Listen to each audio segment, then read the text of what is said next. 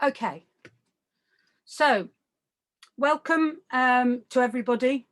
We're going to spend the next 8 weeks looking at art created by artists from the late 19th and early 20th centuries who came to Cornwall to paint its people, the light and the landscape, and create a sense of place.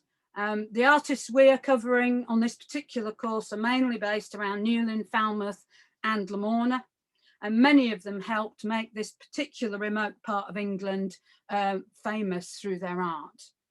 As a collective group, they were known as the Newlyn School, which was not initially a school where they came to study. They all actually had, they were a like-minded group of artists who had all met at the various art schools in the UK and the Ateliers in France and in Belgium. So that's very much what this lecture's about today, is the origins and education of the Newlyn artists. So we're going to look at where they studied, who their teachers were, and the influence they had on Newlyn artists and the techniques they learned. So those of you who've got my book, Under the Open Sky, you know that this is one of my sort of central thesis, that one of the main reasons they came to Newlyn was because they all knew each other and had met and had a shared experience of the art that they'd encountered abroad and the way they were taught. There's many photographs of the Newlyn School, and this is just one of them, and it's just a starting point. There are thousands of artists who came to Newlyn over a 100-year period, but we're just focusing in this course on a kind of small, tightly knit group that knew each other from the 1880s to around sort of 1895. This picture was reproduced in Maria Tuke Sainsbury's biography of her brother Henry Scott Tuke. So just to introduce some of them, so you start to get familiar with names. This is Henry Scott Tuke here. Albert Chevalier Taylor is next to him. Ralph Todd, William Breakspear. This is Henry Toulon William Bamford Fletcher. And this is Frank Bramley. And are you still all there? Yeah. Sorry, I lost you for a minute. This is Frank Bramley with a tam o' shanter on. This is Fred Millard, Frank Badilli, who was the only Cornishman in the group, William Wainwright, Edwin Harris, and this is Stanhope Forbes with his deerstalker hat on. Not that he went deer stalking. Anyway, what was education like for artists in the mid-19th century? Well, it was just in its infancy, really. The main place that you could study was the Royal Academy Schools, which were established in 1769 by Sir Joshua Reynolds. And life model was always male. The students were male. They mainly painted and drew from plaster casts, but progressed to painting from the live model.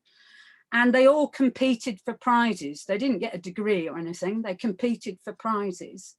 And they had to submit drawings before they could even handle paint. It was very strict rules.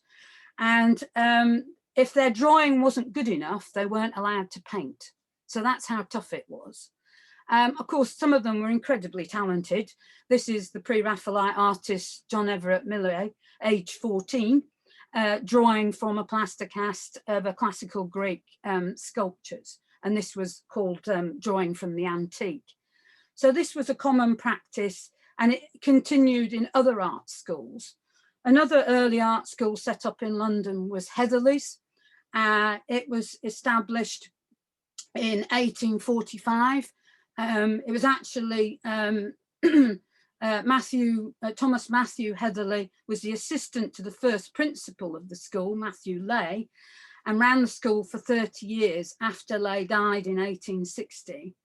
But it was still very much an academic institution. And here you can see, copies from the Elgin marbles in plaster to draw from. And the skeleton looks like it's got a knee problem. It's having a knee replacement there.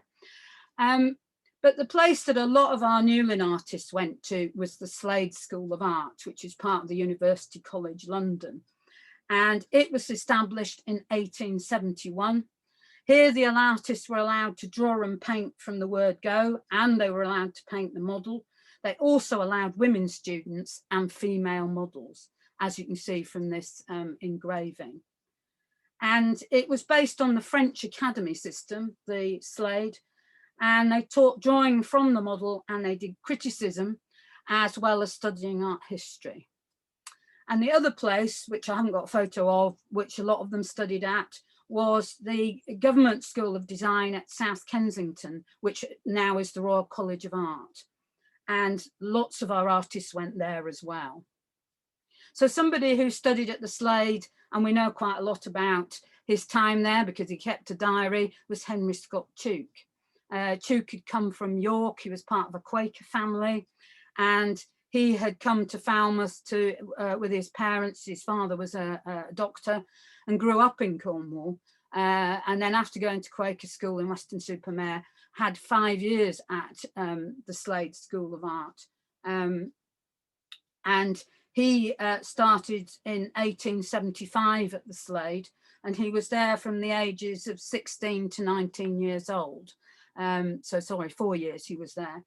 And he won prizes for anatomical drawing and from painting from life. And of course, the experience of being at the Slade was to meet other artists. And Tuke met this guy, Thomas Cooper Gotch, who was also a student at the Slade, and they became lifelong friends. And this is sort of the key to the story today, really, is these friendships that were formed at the art schools. So Thomas Cooper Gotch was born in Kettering. His father ran a shoe and boot making business, and Thomas was a trainee in that business for several years before he finally persuaded his parents that being an artist was a legitimate form of earning a living. And he went to Heatherley's first in 1876, then went to Verlat's Academy in Antwerp, which I'm going to talk to you about a bit later. And then he came to the Slade in 1878. And this is one of his life drawings that he did at the Slade. I want to emphasize that a lot of our Newlyn artists, the whole point or a focus of their work was the human figure. Unlike St Ives artists, they weren't there to paint the sunsets. That's not why they came. And a lot of their fundamentals of being able to paint figuratively obviously was because they were trained in anatomy and life drawing, and they were very good at it.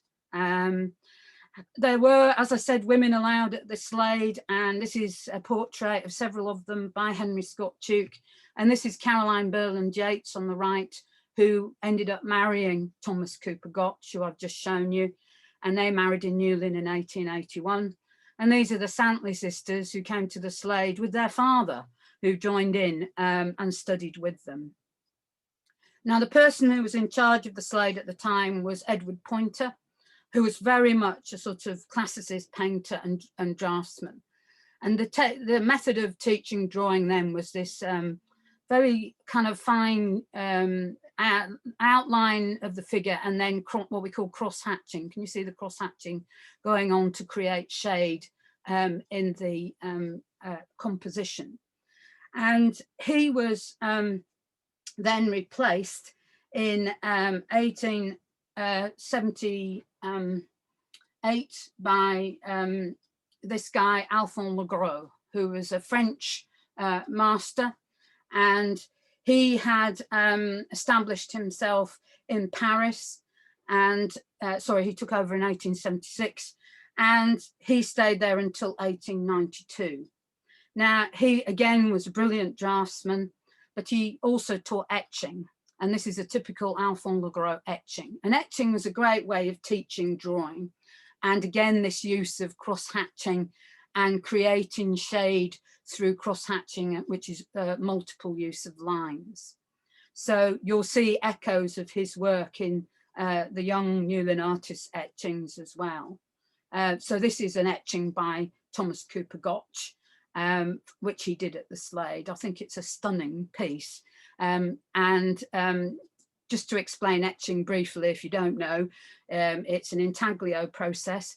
And the more you draw into a copper or zinc plate, and then as you put it in a bath of acid, the acid bites into the line you've drawn.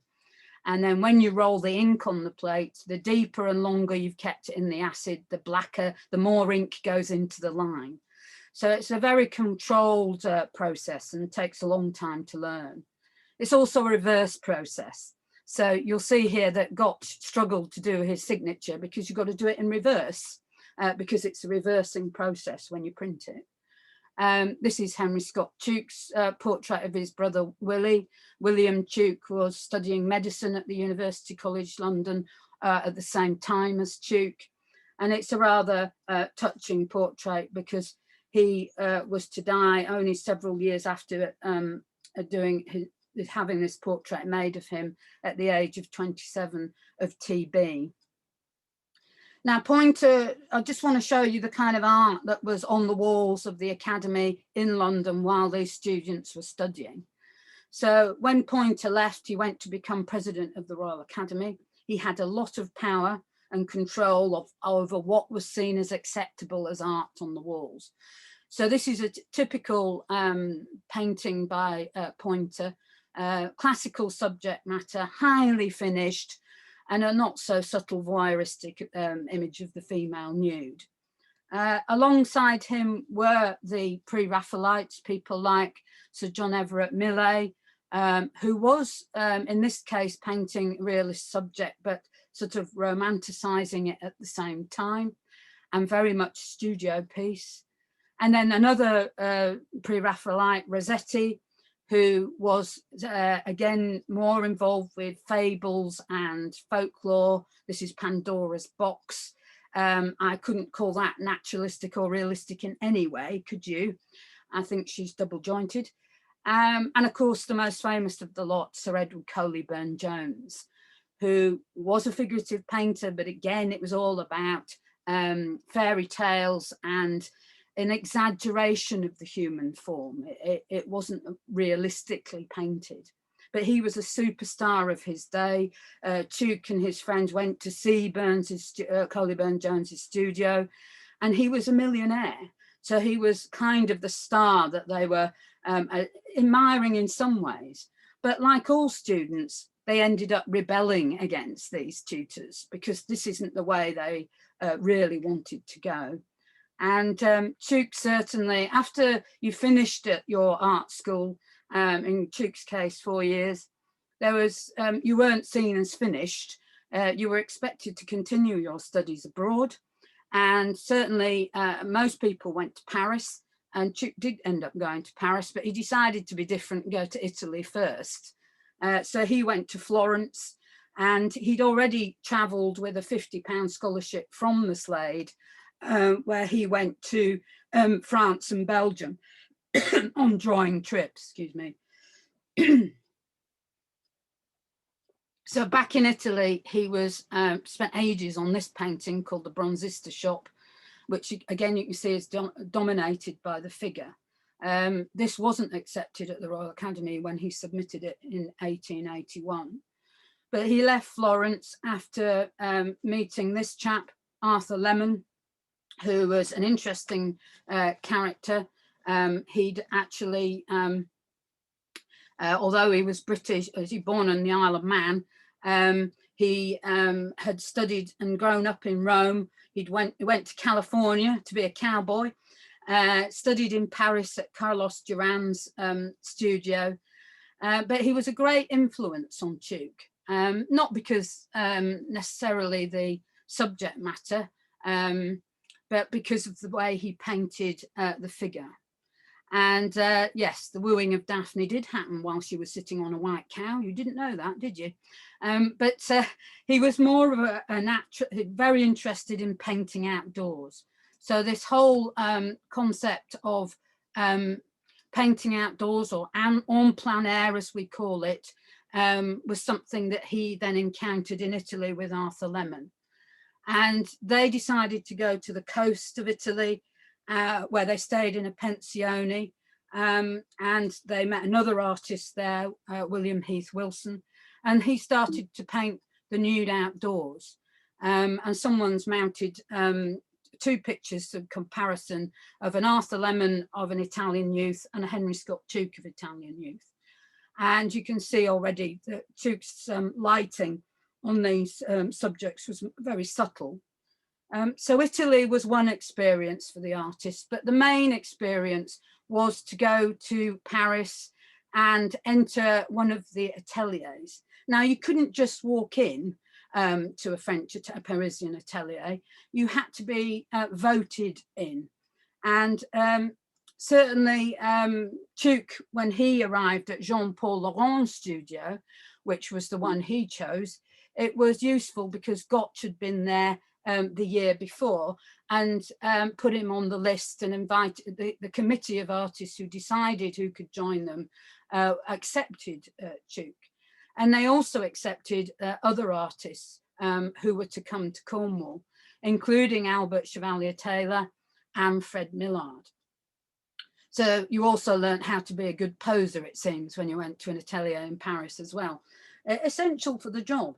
But these ateliers, therefore, were closely knit communities.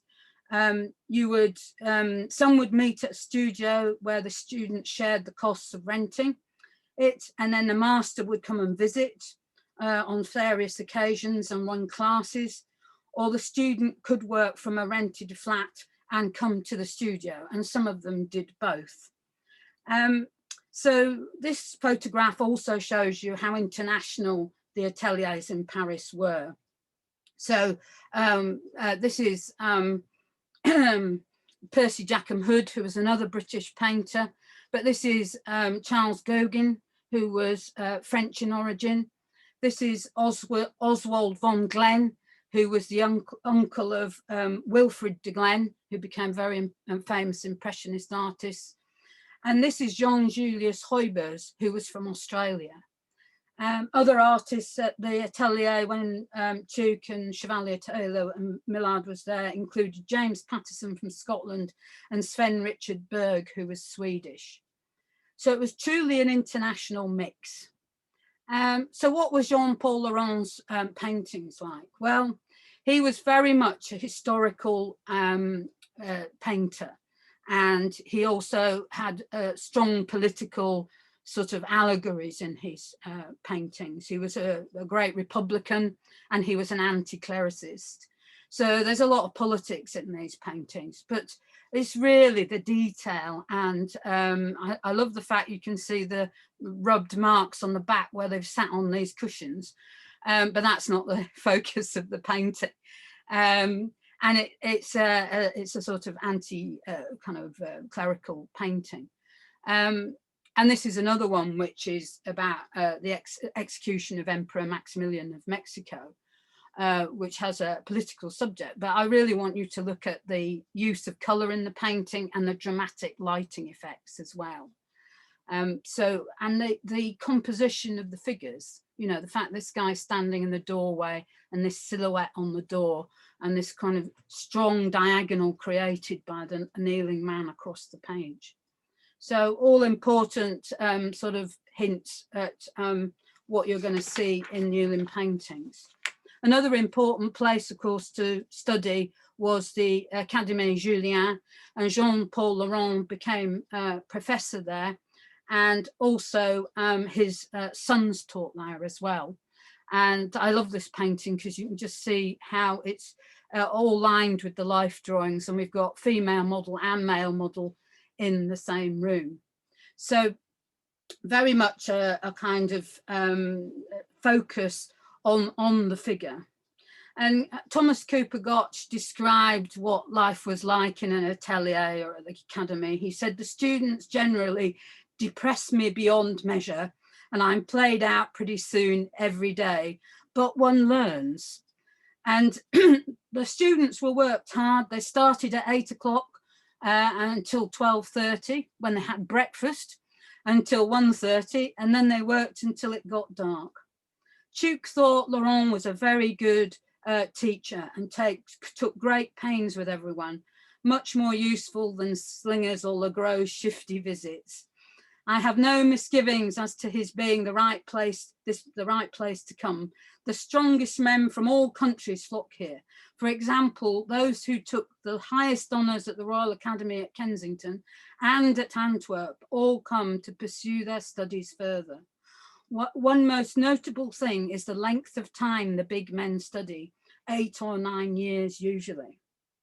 So this thing of just doing a degree in 3 years was not on the cards in those days. You were expected to study for a long time. But the person who had the biggest impact, I think, not just on the artists who would come to Cornwall, but the artists who would go back to Sweden and Denmark and Scotland and even Australia, was Jules Bastien-Lepage. I can't emphasize the influence of this guy enough. I usually talk far too long about him, but I'll try and keep it short today. So who was Lepage? Well, he grew up in rural France, in Damvier-Meuse, on the border with Germany, on the northeast of France. He managed to scrape enough money together to go to the Écoles des Beaux-Arts, but he still had to have a job as a postman to make ends meet. He didn't like the false poses of the neoclassical subject matter that they taught there as well. And after the Franco-Prussian War, which he took part in and was injured, he went back to Damvier in France and started painting the rural peasants of the local area. And this is what made his name and caused such a sensation in the Paris Salon. Now, Zola, who was a great fan of Lepage, said he was the grandson of Millet and Courbet. And for sure, his approach and style was echoes Millet and his famous painting, The Reapers. But there were several big differences between him and his Barbizon school forebears. First and foremost, he was very much a plein air painter. This is huge canvas. If you've been to the Musée d'Orsay in Paris, you'll see it. And he even made his own easel so that he could prop his canvas up outside. So this whole idea of getting the painting outside and not making it studio work meant it looked like it was painted on the spot, which it was. But Lepage had very much a social agenda, and he was very much a socialist. He felt that the people of Paris, the bourgeoisie, should actually know about how tough life was in rural France. And this is scene is inspired by a poem, and it shows the reaper stretched out on a bed of fresh grass and sleeps with clenched fists, while the tedder, faint and fuddled, tanned by the sun, sits vacantly dreaming beside him. I've worked out the tedder is the girl, and her job was to tie up the bales of hay as they cut them to make the stoops. But it was a great sensation when it was shown at the Paris Salon, and mainly because it was shocking, because it was showing working class people in the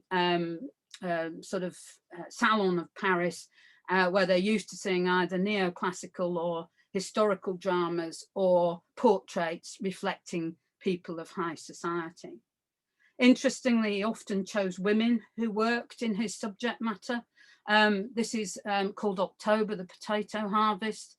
And you can also see he deliberately painted on grey days, making the image more realistic. And you can see her struggling to get the potatoes into the sack. The other interesting thing that Lepage brought about was an unusual approach to composition. He often used a very high horizon line, and this feeling that you're sort of looking down on the subject, so that you're looking across and looking down at the same time. And this was to have a big influence on people like Stanhope Forbes.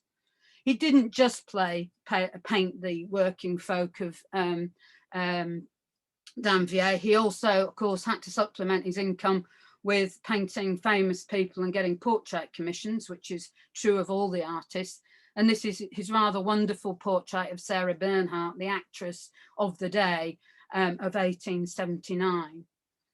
But he really became famous. He lived very short life. He only lived till he was 36, and he was prolific in that time. And this is one of his paintings that again highlights that difference between the poor and the middle class of France. This is a beggar who's obviously just come to the door and asked for alms, and a little sort of child dressed up answering the door. But it's his portraits of children that were maybe the most powerful. There's several of these in Britain in the Scottish galleries. He exhibited in London at the Grosvenor Gallery, and they had a show in Scotland as well as in Paris. And this is, I always thought this was a fisherman lad, but actually he's a canal boy. So this is the little whip for making the horse go faster. And then this is the trumpet he'd blow when he was getting near to the canal lock. And he was a very expressive painter. He wasn't strictly a kind of a very tight realist. He was quite soft in his brushwork. I know it gets difficult when this difference between Impressionism and Realism. He had an Impressionist style, but he wasn't an Impressionist, he was a realist. I'll try and explain that a bit more as we go along. And this is another one where he's using a rural child who's obviously come from a poor community, who's going to school, and in her bag is the books and equipment for her to educate herself or be educated to get out of her poverty trap. So there's all sorts of hidden messages in Lepage's work. If you're interested in him, sadly, there's very little written about him. The French seem to ignore him. The people, but there is a guy in Australia who set up a Facebook page called Jules Bastien-Lepage, if you want to learn more.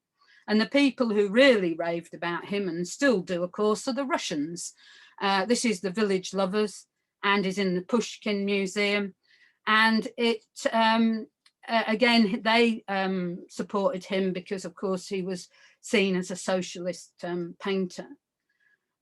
So the other thing that coincides, I've talked about Impressionism and Realism, and this whole idea of plein air painting, which was sort of always cornered as being the business of the Impressionists. And here's a typical painting of Claude Monet painting outside by Singer Sargent. But there were two things that had to make that happen in the 19th century. One was, of course, the invention of putting oil paints in tubes. If you watch the film about Turner and you see his dad mixing those huge amounts of oil paint, which were put in glass jars, it was very difficult to transport. So tube oil paints was very important, and also the invention of the telescopic legged portable easel. And that allowed, a light easel allowed artists to go out into the countryside without too much difficulty. So when Lepage died in 1886, he was only 36 years old, and he was heralded as a great artist at the time. And this is a statue to him by Rodin. And he was seen as, he was mourned a great deal by the Newlyn artists, and particularly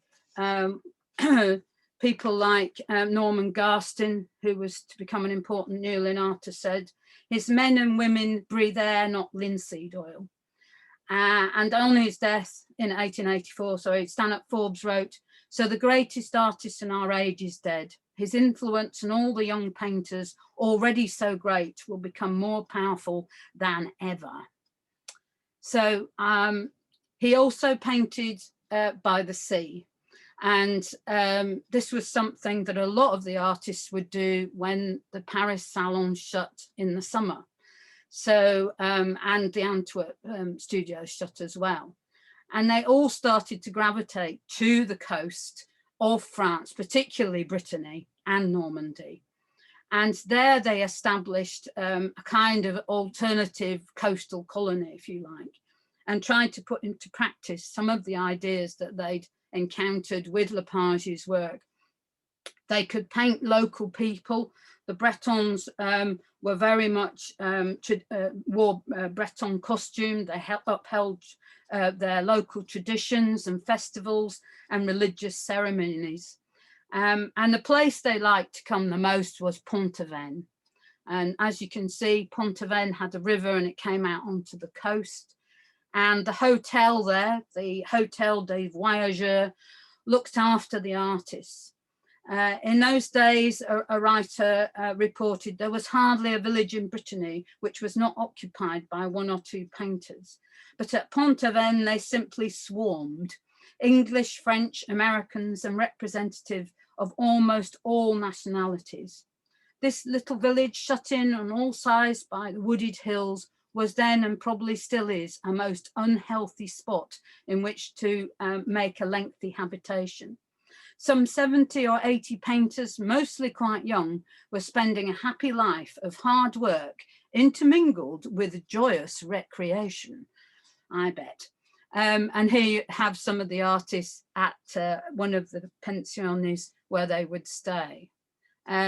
Just to say, and this is a map of Brittany for those who are unfamiliar with it.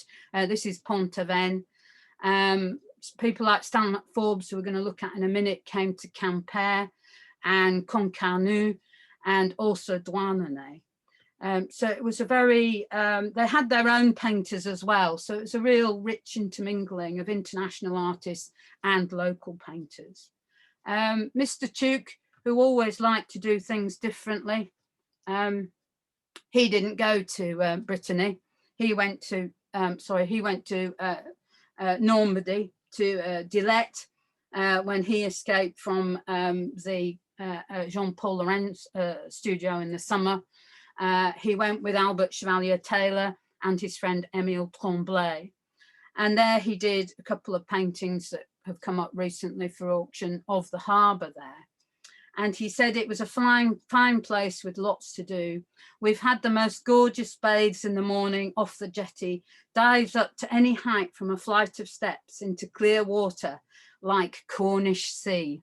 So he's remembering his childhood in Cornwall, but also is pointing to maybe where they were all thinking of going next, which was Cornwall.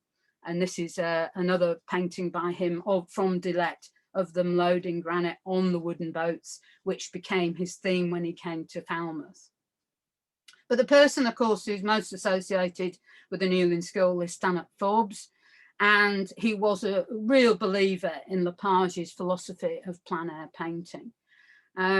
He was born in Ireland. He had an English father and a French mother. He went educated at Dulwich College and then went to Lambeth School of Art before going to Paris to study at Bonnat's atelier. Now, Léon Bonnat was very much a portrait painter. And this is the kind, I've just picked a couple of his paintings, one of them of Victor Hugo on the right there. And I want you to look at how dramatically they're lit and how the focus is very much on the face and the hands, isn't it, with this dark background. And I think Bonnat had a huge influence on Stanley Forbes. And he actually thought, Forbes said, with my particular faults in painting, he is just the man. For Stanley Forbes to admit he even had a fault in his painting is quite extraordinary. But he did learn from him. And this is a very early portrait by Stanley Forbes from 1878, probably done while he was at Bonnat's atelier, of a girl called Florence. And it's very dark painting, but I think it's the light in her eyes, isn't it, that really makes it. So he then went to Brittany, as I said, with his other friend, who is a great plein air and realist painter, Henry Lethang. And they went to St. Briac and Cancale initially. And this is a painting he did in Cancale. And he loved the local Breton people in their costumes. He did many paintings of them. But one thing he also absorbed about Lepage's paintings was this use of several perspectives. It's quite hard to show you on here, but I'll try and explain. So if you draw a perspectival line, perspective has to meet a a vanishing point on the horizon, and you draw it. You can see the buildings do it naturally with the floor along here. But if you draw one from her feet and then you draw one down, it's much steeper, isn't it? She's proportionately far too big for the rest of the painting.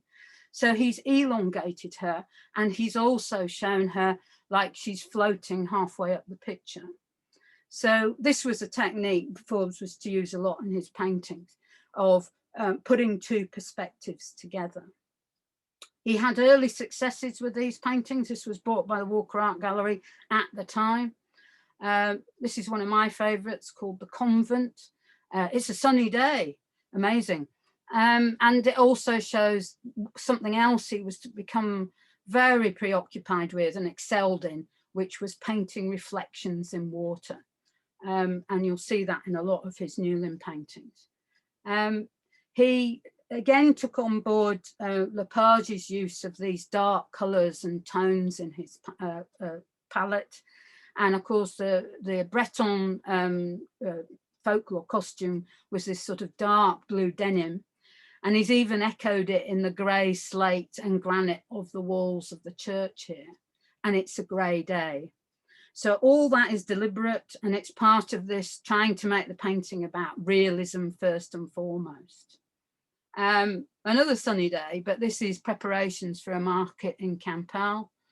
And again, I want you to look here about how he uses light and dark shadow, and also how white is used as a sort of means of leading your eye around the picture. So you can see it in the chickens in the foreground, the lucky ones who are still alive, with the hats on and the white eggs. And then you move to her hat, and sadly you can see that one of the chickens is just about to, she's got a hatchet in her hand, is about to be Sunday lunch. But it's, again, using light and drama to create this, again, a sense of realism in the painting. So this is really what Forbes was about in these pictures. Somebody who went on a different path was Norman Garstin. He's an artist I wish I'd met. He was born in Ireland, in County Limerick. He had no father in his childhood because his father committed suicide not long after he was born. And his mother was ill and bedridden for much of her life. So Norman was sent to Jersey to school. Then he studied engineering at Cork, and then went to London to study architecture. When his mother finally died, he got a stipend and decided to go diamond mining in South Africa for some strange reason. That didn't work out either. So he decided to, he became a journalist for the Cape Times, and finally came to London to study art. And then he went to Verlat's Academy in Antwerp between 1881, where he met Frank Bramley and Fred Hall. I'll talk about him in a bit. He also then went to Paris, and he studied under this man, Carlos Duran, whose real name was a bit of a mouthful, Charles Auguste Émile Duran. And he was one of the high society painters of the Third Republic. The clue is who painted this portrait of him, which is John Singer Sargent. So Carlos Duran painted this kind of society portrait in Paris in the 1860s and 70s.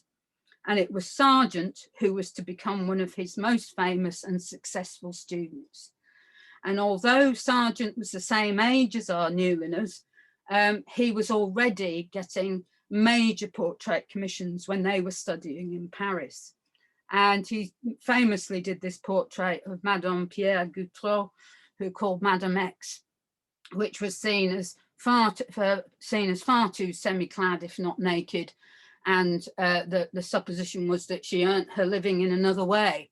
And this made Singer Sargent was banished from Paris, and he came to London.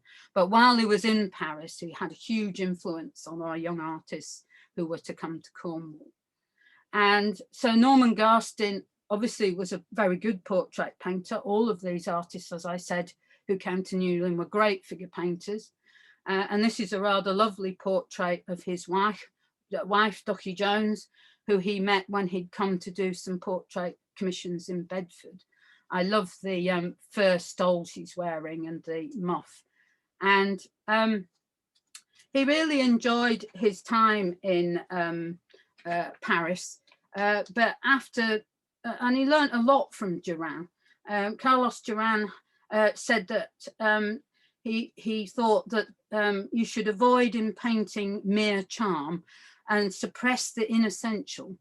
He said, this is Carlos Duran, in art, all that is not indispensable is harmful, and that you should express the maximum by means of the minimum. And that was one of his favorite slogans. So after several years in Paris studying with Duran, Gaston decided that he would go on his own little grand tour. And he didn't go to Brittany. He decided to go to the south of France. This is Jerez. And you can already see these are tiny little panels. I've put the measurements up for these. So this is 14 centimetres by 23.5 centimetres. And they were very much travelling panels that he could then paint on the spot and produce. And he was ahead of his time in a way, because these would be seen as finished paintings today. But for him, they were just studies. And he mainly produced bigger paintings like this. This is The Gardener's Daughter of 1883, painted in the south of France. Here I want you to look at how much of the painting is in shade in the foreground. So you can hardly see her face, can you? But you've got the backlight of the sunny afternoon in the garden, and you can even see the sky through the fence at the top there, and this dappled light. And that was another technique you'll see in quite a lot of the Newlyn paintings. He then went to Tangier, which was pretty brave, for 1885. And again, you can see how small these panels are because of the size of his signature. He was really spending this time, he spent 2 years traveling, and he was spending it experimenting with all these different ideas that he'd learned from Duran. But one of his other teachings was look for the half tone. And I think Gaston really did that in his small paintings. This very subtle, I mean, this is really just greys, greens, and a bit of black and blue, isn't it, in this painting? And yet he's using just very subtle half-tone shades of these colours to create the painting. So it was another teaching of Duran was, when you go out into the fields, you will not see a corot. Paint what you see. And that was another big shift for a lot of artists to learn, still is today, I think, is that you paint what you see rather than what you believe you see. In Algiers, he stayed with a Greek American, Ion Perdikaris, and he put him up. This is called Summer in Winter in Algiers. And I love the sort of detail in it, and especially the goat and the little boy and the shadows in the trees. Very strong dark and light painting. And he came back via Spain, and this is one of his pictures of the ravine in Spain. Now, somebody who had a different sort of inspiration and set of tutors was Elizabeth Armstrong, who became Elizabeth Forbes in 1889. She was from Canada, born in Kingston, Eastern Ontario, on the St. Lawrence River, and her father was a Canadian government employee. They travelled a great deal, and she implied that they weren't particularly wealthy, but they could afford to send her to England to study at the South Kensington Schools, which she did, with her mother in tow, of course, as a chaperone. And they stayed with Uncle Dr. Hawksley, who was very wealthy and a philanthropist to the poor. One of her favourite places to go was the Victoria and Albert Museum. And this is a very sweet little painting bought for Penley House. And you can just see the female student studying in the antiquities room. But of course, the thing that she really got out of studying at the South Kensington School of Design was learning how to etch. And she was a marvellous printmaker. This is actually a tiny little dry point etching. And her mentors were James McNeill Whistler and Walter Sickert. And all of these artists, so we've got Whistler on the right, who was born in America but came to Paris, painted there, and then came to England. William Chase, who was American, who sadly, shortly after Elizabeth arrived in London, her husband died, her father died, sorry, and they had to go back to New York. And so Elizabeth started at the Art Students League, and William Chase was a teacher there. And he also taught in Munich, and she went there for 5 months to study as well, although she found that she regretted that decision because she found her sex to be a perpetual disadvantage. And the other person in this photograph was Mortimer Mempps, who also helped her with her etching when she went to Pont Aven. So she came back to London in between times, and Pont Aven she went to in 1882. Unlike Stanhope Forbes, who was very rude about the Breton people, thought they were stupid and lazy, she thought they were charming, and she had great success with her etchings and watercolours of them. She was invited to become a member of the Royal Society of Etchers and Engravers because her work was so highly regarded. And it was Mortimer Mempps, this is one of his etchings he did in Brittany in 1883, who helped her a great deal with her technique when she was out there. And we believe this is another etching she did in Brittany as well. I love these are all very small. This is 10 by 7 centimeters. And you can always tell an Elizabeth Forbes before she married Forbes because of her signature, which is just EA, and the A stands for Armstrong. I always like this one because it looks like he's got a cloud of bees around his head. But I love her mark making. She had a wonderful free hand with mark making, which continues in her drawings as well. She then followed William Merritt Chase, the American, took a group of his artists from the Arts League in New York to Zandvoort, which is on the coast of Holland. And that's where she did some of her most important early paintings that we know of. Many of you would be familiar with this one, which is a Zandvoort fisher girl, painted in 1884 before she came to Newlyn. Several things I want you to notice about it. It is of a working girl, and she has very large hands in proportion to her head. People always question me about this. Well, I said, if you'd spent your life gutting fish that were kept in salt, your hands would be large, and they'd also be sort of bloated from the salt. She also, Elizabeth, used to backlight her models a great deal. So you have this sort of halo effect of light around them. And this was a technique she used in a lot of her paintings. This is a rather lovely etching she did of the almshouses in Zandvoort, and wonderful understanding of using black and white shadows again in order to create an image. And this is a great example of how etchings, if you can't be bothered to reverse them, are the opposite way around to maybe how you observe things in real life. So this is Peeling Onions, which is a painting in Penley's collection.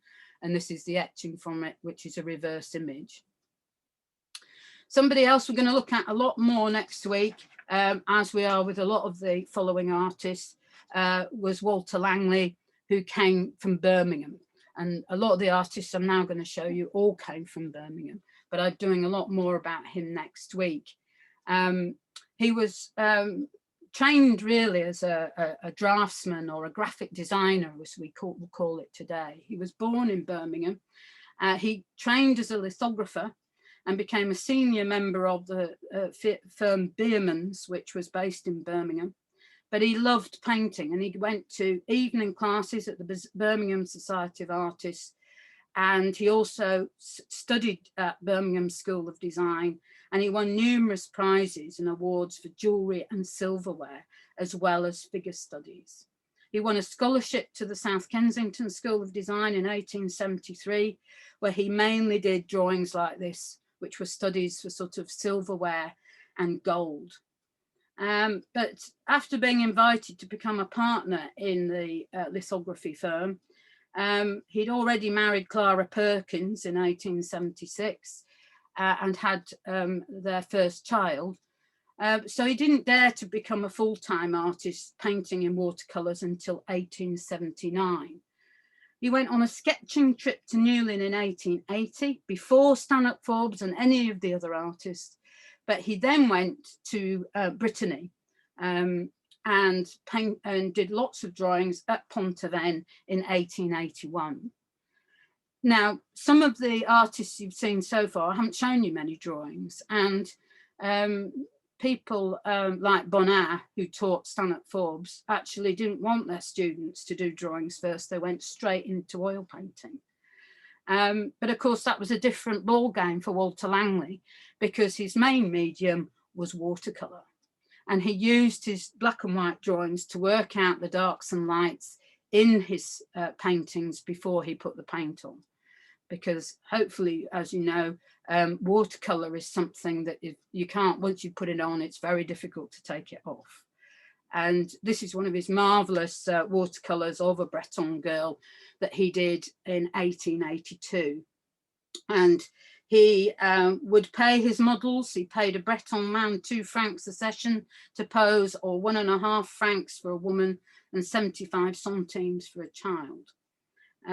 So it was, again, on this quest, even from Birmingham, to find new subject matter, and going to Brittany was a way of doing that. Now, I've mentioned the Academy in Antwerp a lot, and the next 5 artists all went to study there. So in the same way that people like Tuque and Chevalier Taylor and Millard met in the Paris Ateliers, William Breakspear, William Wainwright, Frank Bramley, Fred Hall, all met because they studied at the Academy in Antwerp. And the head of painting at the time was this chap, Michel Marie Charles Verlat. And I've mentioned they called it Verlat's Academy because he seemed to have run it with an iron fist, let's put it that way. He mainly did portraiture, but he went on his travels in 1875 to Palestine. And he became what's known as an Orientalist. A lot of British artists went to the Middle East and painted the Arab countries there, and in this realist style. He returned to Antwerp in 1877, where he took up the post of head of painting. And interesting, I discovered he was one of the many people who didn't see the talent of a certain Dutch artist, Vincent van Gogh, who signed up for drawing and painting classes in January 1886. And he didn't like what Verlat made him do, which was to draw from the plaster cast. And so he left and went to Paris. But Verlat was pretty tough as a tutor. So this is just a series of artists from Birmingham who all came to study at Verlat's. This is William Breakspear, also came to Newlyn. He was the son of a decorator who did flower painting in the japanning trade, as it was called. And William became an apprentice in the same trade for a different firm. He then went to Paris and then went to Verlat's Academy, became a member of the Royal Society of Birmingham Artists alongside his fellow Newlyners. But like Langley, he went to Brittany in 1881 with another artist from Birmingham called Edwin Harris, who we'll look at next week. And these are paintings that I think he did in Brittany. He tended to like young pretty ladies, which appear in quite a lot of his paintings. But you can see they're also done in this sort of realist Bastien-Lepage style. William Wainwright was a fellow student in Birmingham. He'd started out life as, again, a bit like Walter Langley. He was doing a 7-year indenture from the age of 14, working as a draftsman for a stained glass window designer.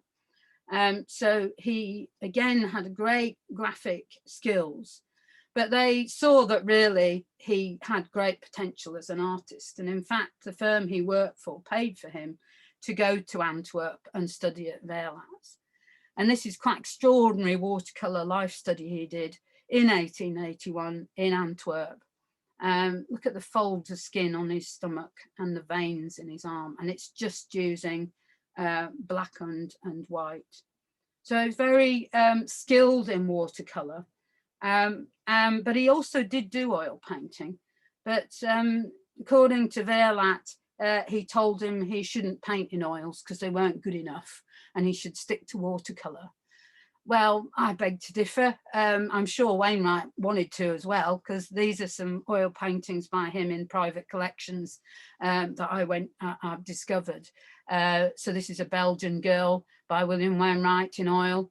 And this is Petitions in the Antechamber of 1882, which indicates the direction that Wainwright was going to go, which was more kind of historical costume paintings. Not necessarily of any kind of historic event, but very decorative. He also was a Roman Catholic, and he got commissions he loved painting real people and dressing them up. So this is his same chap in this picture, dressed as a cavalier.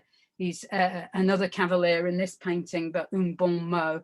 And he was a wine dealer in Paris. So Wainwright moved to Paris in 1882 to 3, and he survived. He shared a studio with Frank Bramley, and he survived by undertaking commissions as a Roman Catholic of Roman Catholic priests and monks. And this is one of my favourites by him, called The Beadsman, all in watercolour. I just love the detail in his hands there. And as I said, he became great friends with Frank Bramley, who he met in Antwerp and shared a studio with in Paris. Amazing watercolour, this, in Christchurch Art Gallery in New Zealand. So Frank was from Lincoln. Don't worry, I'm going to repeat all this over the next week, so you'll get the same artist and it'll start to sink in. He went to Lincoln School of Art from the age of 16, and then he went to South Kensington Schools as well. He studied at the Antwerp Academy from 1879 to 82. And then, bizarrely, he decided to go to Venice. These are some pictures of Antwerp, tiny little paintings he did of the streets of Antwerp. But then, like I say, he decided to go to Venice. There was no academy there. It was a very dark, damp place. It was before it had been rediscovered, if you like. And he didn't even have a studio. He had to just rent some rooms. And he moaned about it a lot.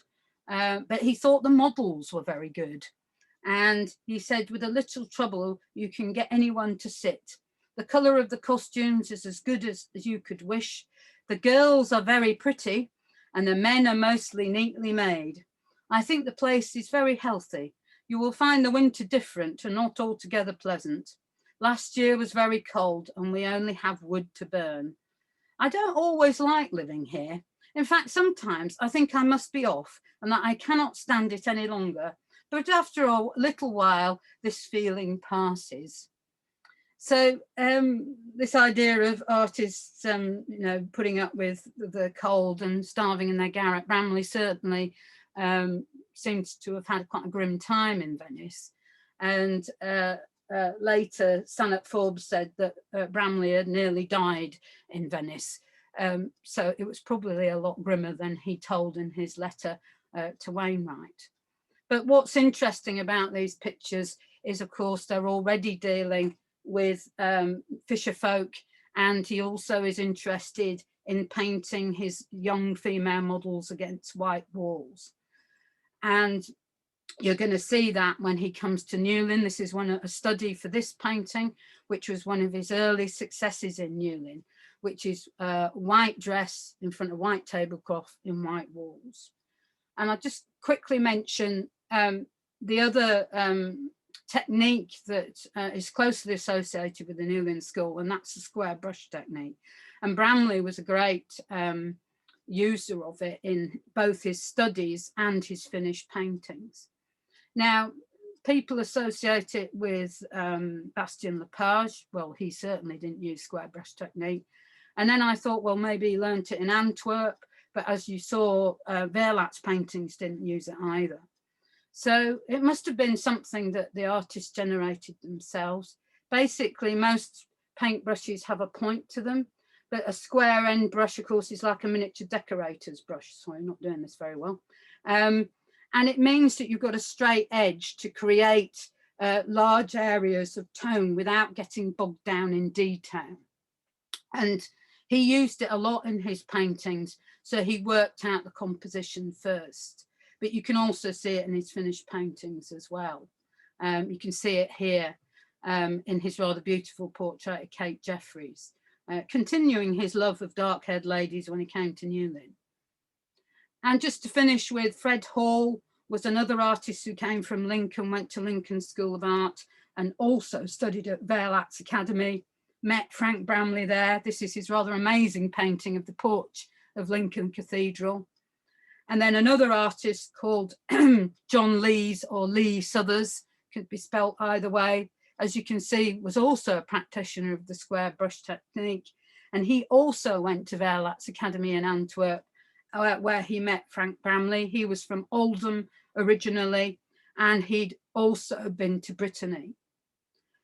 So sorry, that was a bit of a whistle-stop tour.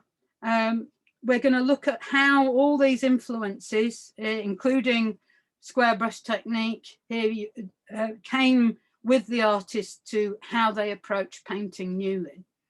And this is a tiny little sketch, which I'm sure a lot of you know, that's in Penley's collection, of the fisher lady carrying the fish, and it's a study for this painting, which is in Plymouth City Museum.